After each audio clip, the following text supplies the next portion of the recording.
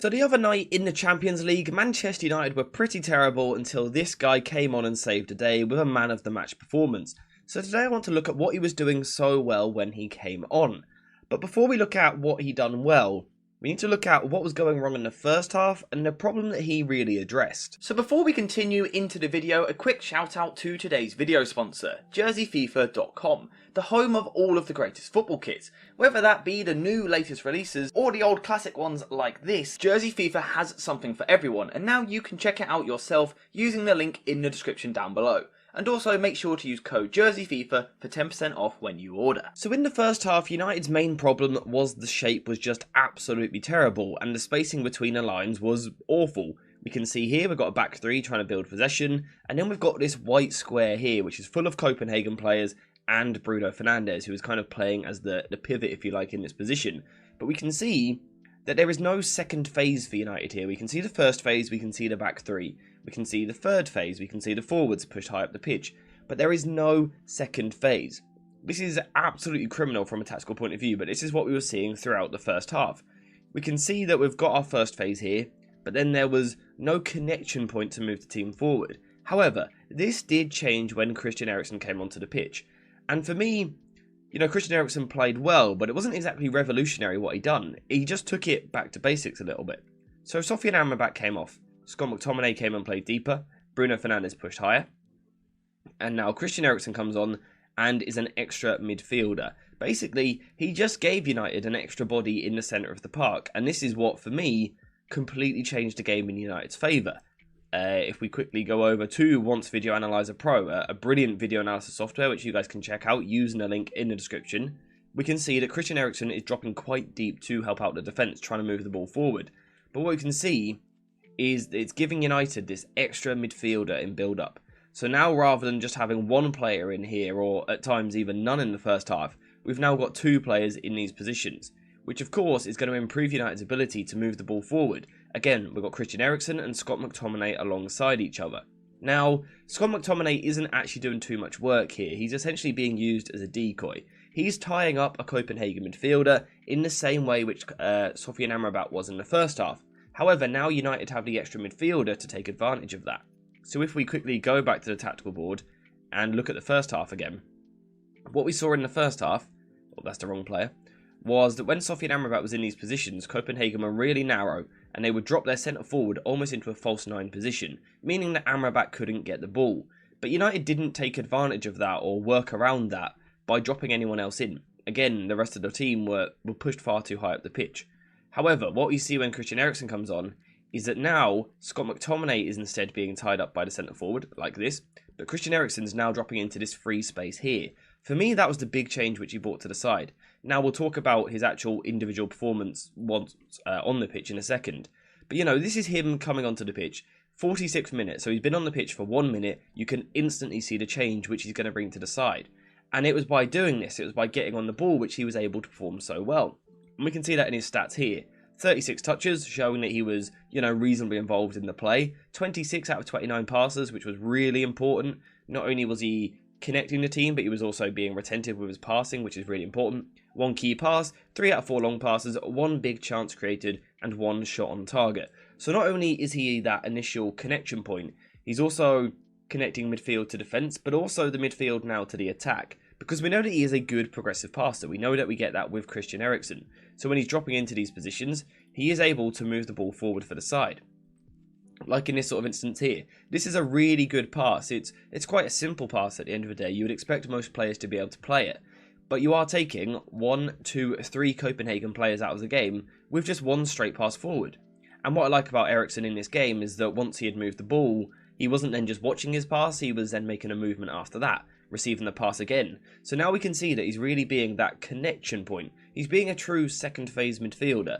He's receiving off the defence and connecting it to the attack. That's what United really lacked in the first half, and it's what Christian Eriksen brought in the second half. Again, this time it's a throw in. He receives the ball. He's just going to quickly pop it off a forward pass, allowing Garnacho to carry the ball forward. Apologies for the slight glitch there. But he's going to pop the ball to Garnacho, and Garnacho can now carry the ball forward and move into space. And then we've got another situation here where he's going to be even more expansive, go a bit more direct, go long towards the front line.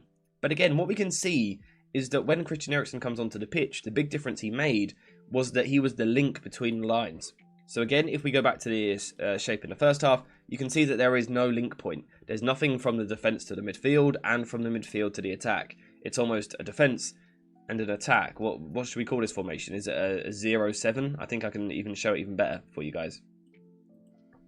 Is it a 3-0-7? Is that what this shape is? It's quite difficult to tell. Whereas once Christian Eriksen was on the pitch, he was being that link point much more for the side. He also just had a good performance, even if we're talking outside of a tactical point of view. He actually just played well and produced some really good moments and some really nice passes.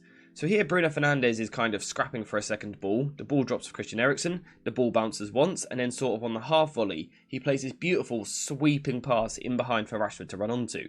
It was a beautiful pass. Rashford should have done better. His control was poor. But this is showing that Christian Eriksen actually just played well as well. So of course we're talking about his tactical impact on the side, but it also helps when a player comes onto the pitch and is in form. And I think that's what he showed in this game. He also done something similar the other day against Sheffield. And of course in this game, he got the assist for the match-winning goal from Harry Maguire. So Christian Eriksen showed what Manchester United need in this team so desperately. It is a second phase midfielder. It's why moving forward, United cannot go with an Amrabat, McTominay, Bruno Fernandes midfield 3. Amrabat can be your first phase player, but then in McTominay and Bruno Fernandes, you have final phase players, not second phase players. So, is Christian Eriksen the solution? I'm not actually sure, because the problem with Christian Eriksen is that he doesn't seem to be able to play for very long because his legs are completely gone. We've seen that physically he can't compete in most big games, he gets overrun, physically dominated. That is the problem with Christian Eriksen. However, I think as a substitute to play 30, 35, 40 minutes here and there, I think he looks like a really good player. Again, he showed it against Sheffield United at the weekend and again against Copenhagen. But what this game really highlighted for me was that the second phase midfielder is an absolute must, which is why for me, one of Christian Eriksen or Mason Mount have to start moving forward. They have to play alongside Sofian Amrabat. It has to be one of the two. Whether, in quote easier games or in cup games you play Christian Eriksen, and then in the bigger games you play Mason Mount for his added energy, his added ball carrying ability, perhaps that is a solution. But United cannot continue, in my opinion, with this idea of a first phase midfielder in Sofian Amrabat and then two final phase players in McTominay and Bruno Fernandes. It just doesn't work. It's not a system which is going to work moving forward. It isn't remotely sustainable. So this needs to change. We need to see either Mason Mount dropping into these positions like this, or we need to see Christian Eriksen dropping deep and getting on the ball. Because again, we can see from the numbers that they can be the connection point. They can be that player who moves the team from one phase to the other. Now, I think what I need to clarify is that I don't think this is the solution to every problem at Manchester United.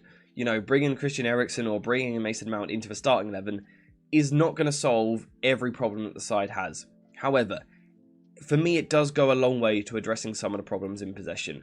I don't want to keep repeating myself, but when you look at a shape like this, it's not okay.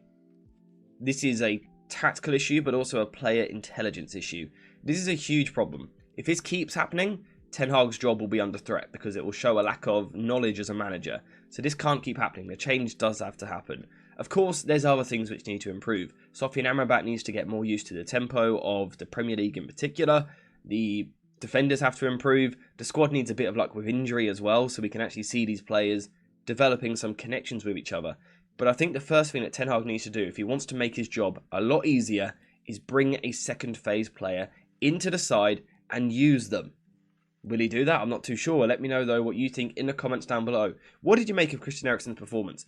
Again, I don't think it was actually anything groundbreaking. I think he just came on and done the simple things really well and also had a good night. He was on form. So he deserves a lot of credit. He completely changed that game and got United the win ultimately. But let me know what you think. Was he that good? Was Sofian Amrabat the right player to bring off? Let me know basically all of that in the comments down below. Just let me know your thoughts in general on what's going on with Mason Mount. Why aren't we seeing him? Is he the solution? Is Christian Eriksen the solution? Is Casemiro further forward the solution? Let me know what you think in the comments down below. But apart from that, thank you guys for watching. I hope you have enjoyed it. And as always, I'll see you in the next one.